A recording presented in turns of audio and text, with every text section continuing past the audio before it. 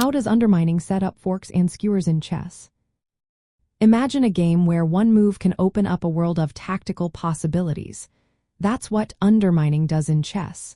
It's a clever way to weaken your opponent's defenses by removing a key protector. When you do this, you make their pieces more vulnerable. Think of it like knocking out a defender in a sports game, leaving the goal open for a quick score. In chess, a common way to undermine is by capturing a pawn or piece that guards another piece or a critical square. Once that guard is gone, your pieces can attack more freely. For example, if you take a pawn that protects a knight and a rook, suddenly those two pieces are exposed. Now your knight or queen can jump into a position where it attacks both at once. This is called a fork.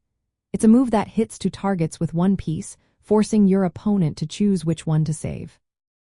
They can't save both, so you gain material advantage.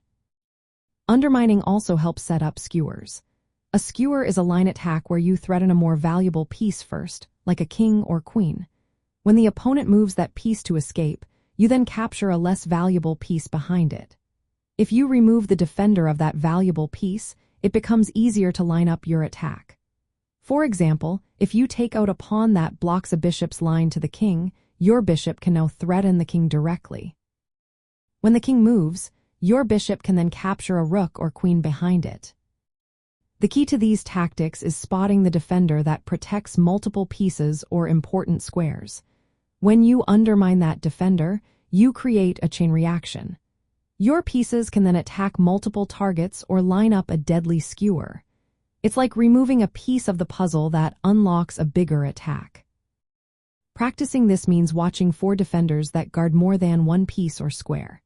If you see a pawn or piece that protects several important targets, consider how capturing it might open up new threats. For example, taking a pawn that defends a knight can allow your rook to attack a bishop and a queen at the same time. Or, removing a piece that guards a key square can let your bishop or queen line up a skewer along a rank, file, or diagonal. In the end, undermining is about weakening your opponent's structure so your pieces can strike with more power. It's a fundamental tactic that leads to forks and skewers, making your attacks more effective.